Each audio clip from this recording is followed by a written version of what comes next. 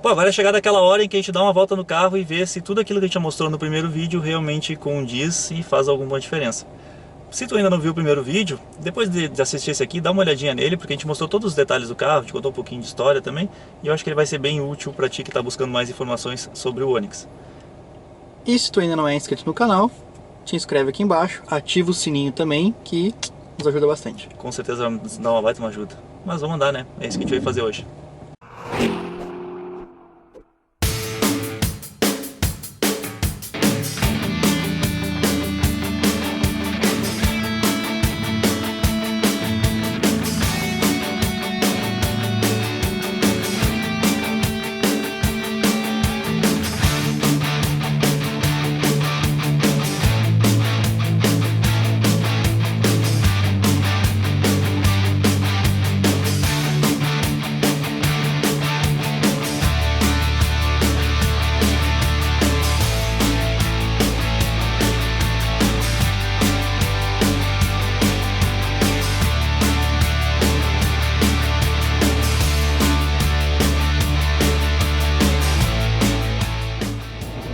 Bom, a primeira coisa que ficou muito claro para mim quando eu saí dirigindo aqui, o câmbio ele é muito esperto e muito suave, as trocas são praticamente imperceptíveis.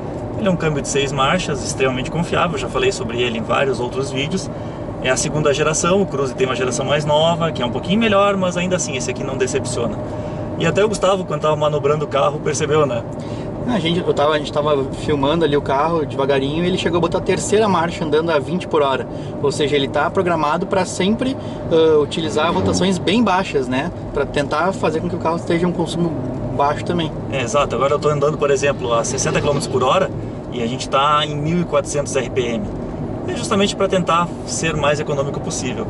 Mas falando em economia, tá aqui o Henrique que não me deixa mentir, ele infelizmente não é tão econômico assim dentro da cidade. Quanto é que tem feito de média aí, Henrique, na cidade? 7, 7,5. 7, 7,5 andando na gasolina.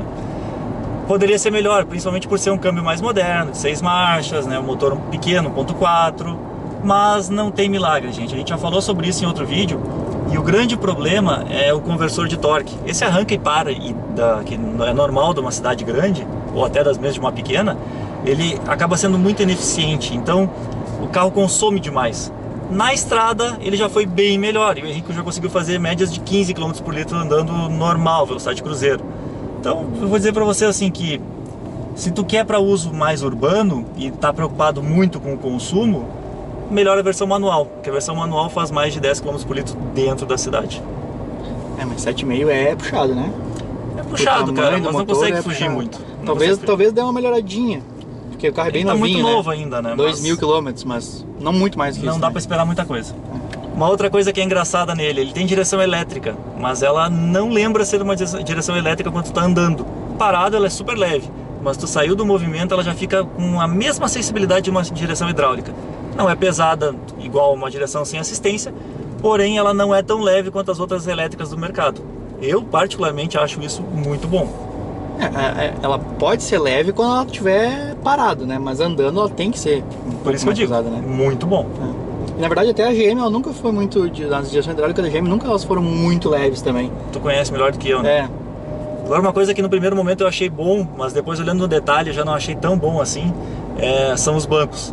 Os bancos têm um acabamento legal, eles são diferenciados, porém eles não são tão confortáveis quanto os primeiros que vieram em 2013. São duros. Eles são duros, né? E aí acontece que quando tu tá andando numa rua esburacada, a suspensão também não é muito macia, tu acaba sacudindo muito, tu acaba pulando muito, sente muito os buracos.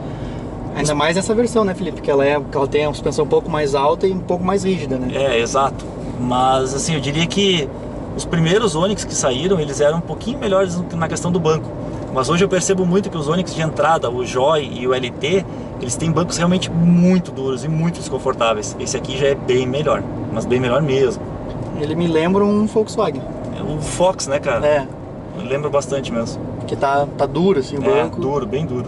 A suspensão, ela é dura, ela não é demais, mas eu tava andando em alguns buracos ali, tu sente bastante o retorno do piso pra dentro do carro, né? É verdade. Sente bastante, mas até é de se entender porque a suspensão ela tá um pouco mais alta, então ela termina ficando um pouco mais firme também. Até pra fazer uma curva, tudo, né? Sabe que uma coisa que o Henrique comentou quando a gente estava vindo para cá, e assim, eu acabei de sentir isso. Essa programação que o Gustavo falou, de ele trabalhar sempre em rotações baixas, às vezes é prejudicial. Como ele não tem o modo esporte e ele tenta trabalhar sempre no mais econômico, e basicamente só tem um modo de condução, né, além do manual, aquele que tu acaba não usando por causa do botãozinho lateral, ele se torna meio bobo quando tu pega uma ladeira, uma pequena subida na rua, na estrada que tu tá dirigindo. Isso acabou de acontecer com a gente estava rodando uma rotação muito baixa, eu peguei uma subidinha e o carro demorou para subir, parecia que ele não tinha força, ele demorou para entender que ele tinha que baixar uma marcha, subir o giro e aí sim ter força para transpor essa subidinha. E é fácil de entender por que isso acontece, não acontece em carros com motores mais modernos. Como eles trabalharam para aumentar a potência dele, aumentar o torque, eles jogaram tudo isso para RPM mais alto, Pra cima. né? Exatamente, para cima. Então em rotações mais baixas a gente sente falta de força. Tá, tudo bem, quando tá andando no plano, tranquilo. Agora, quando tu precisa subir uma lomba, tem que ser acima dos 2.500, 3.000 RPM. E se tu quiser realmente força mesmo, só a partir dos 4.000 RPM. O que não é bom, né? O ideal seria tu ter mais força disponível em mais baixa rotação por causa do consumo de combustível. Por isso que o motor turbo é tão bom de andar e tão econômico de andar, onde tu tem força desde baixa RPM. Exato. Pegar o motor turbo lá com 1.500 RPM, tu já tá com o torque máximo do carro. Então tu não precisa acelerar muito e ele desenvolve muito bem. E sem contar que é gostoso de andar, né? Com certeza. E dá pra remapear fácil, né? Fácil, o mapa é fácil. Mas falando do motor, realmente hoje ele é o mais fraquinho que nós temos aí hoje em dia, né? Se comparado com o K, o HB20 e outros, né? Talvez só ele fica perto do Etios, né? Do Etios ele já tá mais Mas pertinho. o Etios é melhor em baixa rotação, O Etios bem melhor. O Etios é melhor em baixa rotação.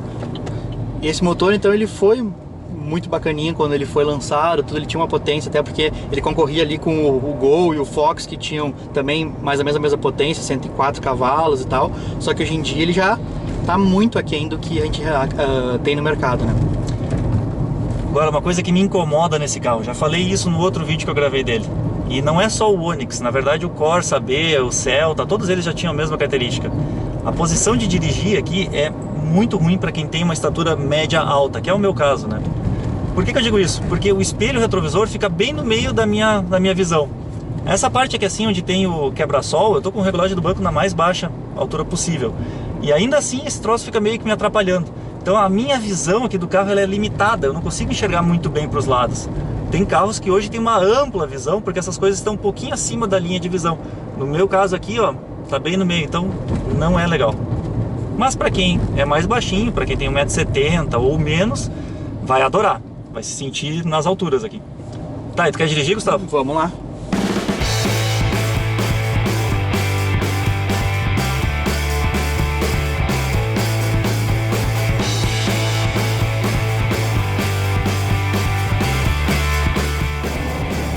Agora, uma coisa que é interessante, eu sempre percebo isso só quando eu venho pro banco do carona, né? Tem fechamento automático das portas. Então, tu andou, passou de uns 20 km por hora, mais ou menos, trava as 4 portas, que é hoje bem necessário devido à roubalheira que tem na rua, né? Mas sabe que agora ele tá fazendo 8,4 km por litro? Que bom. Mas antes eu falei de roubalheira, e um detalhe importante de se saber é que o Onix, apesar de ser o carro mais vendido do Brasil, ele também é um dos carros menos roubados do Brasil. A GM atribui isso ao sistema OnStar, porque o sistema OnStar tu consegue rastrear esse carro via teu celular ou central, né? Então se por acaso tu for assaltado, roubar o teu carro, tu consegue localizar ele e bloquear, o ladrão não vai conseguir andar muito longe. Que é bom, porque acaba que o preço do seguro desse carro, ele é beneficiado e reduzido por causa disso. Falando em preço seguro, quanto é que tu tá pagando, Henrique? Deu 1.800 e pouco. 1.800 e poucos reais num carro 0 km. Realmente, preço bom, né? Pra quem não tinha carro antes, não tinha bônus nenhum, eu diria até excelente, né? Achei muito bom, na verdade. Na verdade, muito bom. Mais baixo que o do Palio. Exato. Pra mim também a visão tá a mesma coisa, Felipe. Eu, mesmo sendo mais baixo que tu, também tenho o mesmo. Tu também tá com a mesma sensação? Mesma sensação. Acho que isso aqui tá na minha frente. Que pena, eu achei que não ia ter esse problema. Bom, a gente tava andando aqui numa região onde tem umas curvinhas um pouquinho mais fechadas, é lógico que a gente não tá correndo, mas a gente fez até uma brincadeira com o Gustavo, porque ele não podia errar a curva porque o carro não tem controle de estabilidade. Eu já expliquei em outro vídeo como é que funciona o ESP, que é o controle eletrônico de estabilidade, onde ele corrige a trajetória do carro caso tu entre rápido demais numa curva. E infelizmente esse aqui não tem disponível nem como opcional.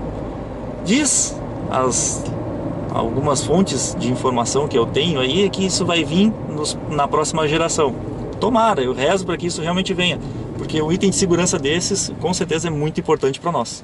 Controle de tração também ele não tem, né? Controle de tração não precisa, não tem potência para isso. Sim, eu sei. Eu sei também. Controle de tração pra quê? Eu vou acelerar no fundo aqui, não vai acontecer nada. Outra coisa que não tem, que seria muito útil, são mais airbags. Só tem os dois originais, ou melhor, obrigatórios por lei, que são os frontais. Não tem lateral, nem de cortina, nem do banco, né? Nem opcional. Nem como opcional. Isso é uma coisa que poderia ter, né? Exato. O K, que concorre com esse aqui, que tem mais ou menos o mesmo preço, já tem. Exato. O K tem controle de tração, tem controle de estabilidade, tem airbags laterais. Polo. Todos eles têm. Exato. Realmente, é um carro que vende muito, mas vende muito na versão mais barata, né? Quando chega nessas versões mais caras, ele deixa a desejar um pouquinho de algumas opcionais, né? Mas, cara, tu sabe que, olhando bem o preço desse carro, eu hoje não compraria a versão mais barata. Sabe por quê? Porque a versão mais barata ela é muito pelada em relação a esse aqui. O rádio é um rádio simples, ele não tem um monte de opcionais que esse aqui tem, fora o acabamento externo e interno do carro que também é piorado. E a diferença de preço nem é tão grande assim, nós estamos falando de 45 mil para uma versão bad boy 1.0 com motor fraco, para 68 uma versão mais cara. Tá, é muito dinheiro se tu pensar que tu desembolsa, mas quando tu pensar que tu vai financiar uma boa parte, tu parcela isso ao longo de vários meses, o benefício que tu vai ter é muito grande na versão mais cara. Eu compraria, talvez não a Active, mas uma LTZ seria a minha escolha. Até porque o pacote da Active com câmbio automático são R$ 5.500. Se a gente tirar isso, já vai para 61, dá menos de R$ 20 mil de diferença. Sei lá, questão de gosto, né? A melhor coisa desse carro é o câmbio automático dele. Exato. Não, na verdade eu acho que a melhor coisa que tem nesse carro é a durabilidade e a confiabilidade. Com certeza. Esse carro aqui, cara, é um tanque. E as peças são baratas, a manutenção dele é muito barata, tudo nesse carro é relativamente barato. Então, quer comprar um carro para não te incomodar, aqui tá uma ótima opção. Mas eu falei manutenção, tu sabe o valor das manutenções, Gustavo? Até 60 mil quilômetros está em torno aí de R$ 3.000. Que é um valor normal aí para todo o mercado, né? Manutenção programada da concessionária não tem muita troca de componentes, né? Basicamente troca de óleo, filtro e alguns ajustes que eles fazem. Câmera de ré ajuda muito. Já o sensor nem tanto, né? O sensor, coitado, ele apita até pro vento. É estranho, né? Quando a gente estava manobrando o carro aqui, não tinha nada atrás, ele estava apitando. Ele é extremamente sensível. Tá, Gustavo, mas no final das contas, o que tu achou do carro? Cara, eu não teria esse carro. Ué? Não compraria essa versão, pelo menos. Eu achei pra mim um carro na faixa dos 68 mil reais que faltam alguns equipamentos que pra mim são importantes num carro nessa faixa. Eu achei o carro um pouco duro, além do que eu gosto num carro com relação... Claro, se fosse um carro esportivo eu acharia legal, mas é um carro assim do dia a dia eu achei um pouco duro, com os bancos duros. O motor eu acho fraco, é um desempenho hoje em dia para a categoria que eu acho bem fraco, né? Eu acho que tá na faixa aí dos 12 segundos e meio, aí, do 0 a 100. Eu acho um pouco fraco para um carro desse valor também. Então é um carro que eu não teria, pelo menos essa versão. Talvez uma versão um pouco mais simples, alguma coisa assim, talvez sim. Mas esse aqui eu não curti muito. Peço desculpas aqui até ao dono do carro aqui, mas é opinião sincera, né, pessoal? Eu vou dizer assim, ó, em relação ao Onix, tá? Eu acho que ele é um projeto que veio bem para o mercado. Por quê? Porque eles melhoraram aquilo que não estava tão legal, que era o projeto basicamente do Corsa B, que passou para Celta e depois passou para o Agile. Ah, Felipe, mas o Agile é um carro que não estraga. Sim, isso é uma coisa que está no DNA da GM. O Agile não estragava, o Corsa não estragava, o Celta não estragava, o Onix continua não estragando, é um carro bem confiável. Porém, eu concordo com o Gustavo, ele é um carro mais duro, e isso incomoda um pouquinho. Mas eu tô andando num carro hoje que consegue ser mais duro ainda, então eu até tô achando confortável. Diferente da situação quando eu tinha gravado o outro Onix, que tava com um carro bem mais confortável, que era o meu Etios, né? O Etios é bem macio. Então isso até não me incomoda tanto.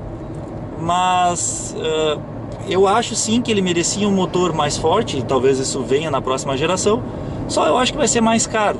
Hoje uma das grandes vantagens do Onix é que em relação aos concorrentes de mesmo preço, ele tem um pacote realmente bem atrativo, é bem completinho, Ele vem com bastante mimos e principalmente o custo-benefício de se manter o carro. É barato mesmo. Então, eu já digo o contrário, eu compraria. Talvez não a versão Active, porque eu também não gosto muito de versão aventureira, eu compraria a versão LTZ, já disse isso. Mas eu compraria o Prisma, porque hoje eu preciso de espaço. Mas não são só coisas ruins, obviamente, né? Mas, por exemplo, eu acho o carro muito bonito, um dos mais bonitos hoje no mercado. Eu gostei da versão Active pela a parte de suspensão um pouco mais elevada, por causa dos nossos buracos, aquela coisa toda, eu acho que é bem interessante.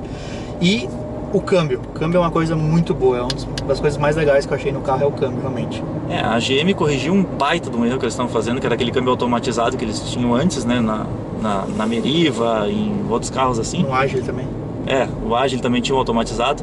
Botou o câmbio do Cruze de primeira geração toda a linha dela, e foi um grande acerto da GM, porque ele realmente é um câmbio muito bom, funciona muito bem.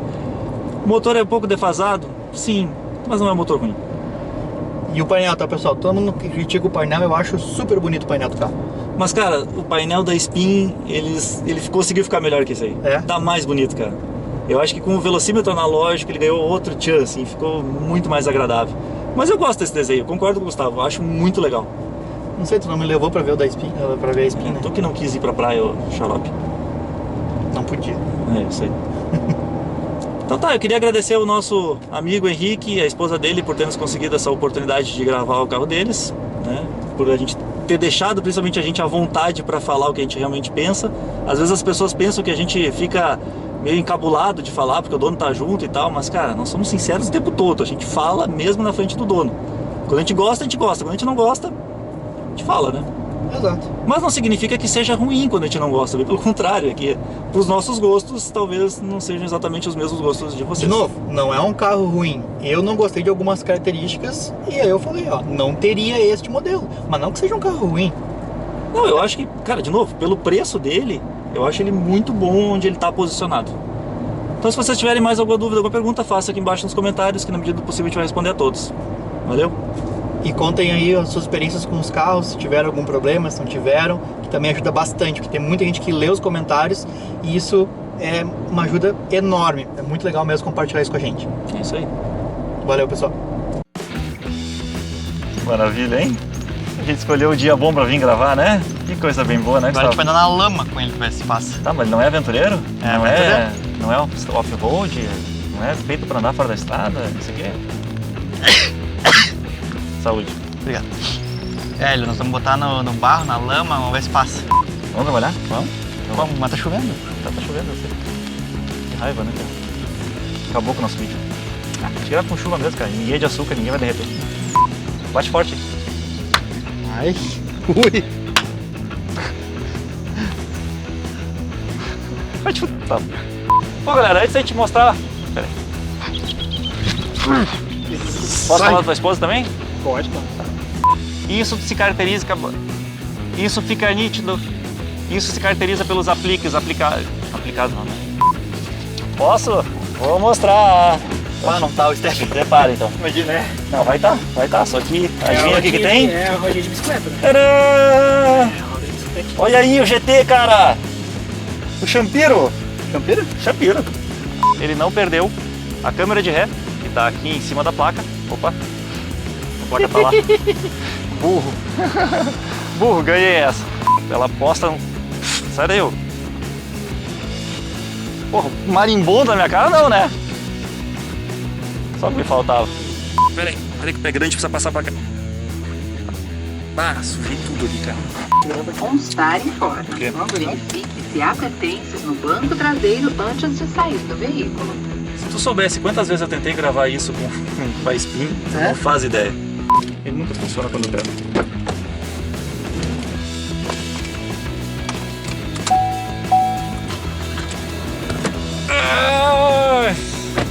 Cara, não vou falar sobre isso, cara. Eu tentei fazer isso na Spin e não consegui. Esquece. Deu. Ah, cara. Que coisa que eu odeio isso, cara. Sabe aquele aviso que ele dá das crianças? Toda vez que eu tento filmar isso, ele não dá o aviso. Tem que ter aberto a porta antes de ligar o carro. Tem que ter aberto a porta de trás para ele funcionar. Sempre que tu abriu a porta de trás, ele vai te avisar. Tem que abrir a porta antes de ligar o carro. Vou pegar aqui, ó. Vou prender aqui agora. Aí eu abri Tá. a porta e fechei. Agora tu vai ligar e desligar o elevador. Ah, nada como o dono pra me ajudar, né? É pra dar, né? Vamos ver, agora vai. Bah, sério que tu aguentou até aqui? Então, tia, não te esquece de te inscrever no nosso canal. Também pode dar uma olhada no Contabilidade TV, que é um canal parceiro nosso, que coloca vídeos todos os dias. E também não esquece de entrar na nossa página no Facebook e no Instagram, porque lá a gente vai antecipar tudo que a gente está inventando por aí.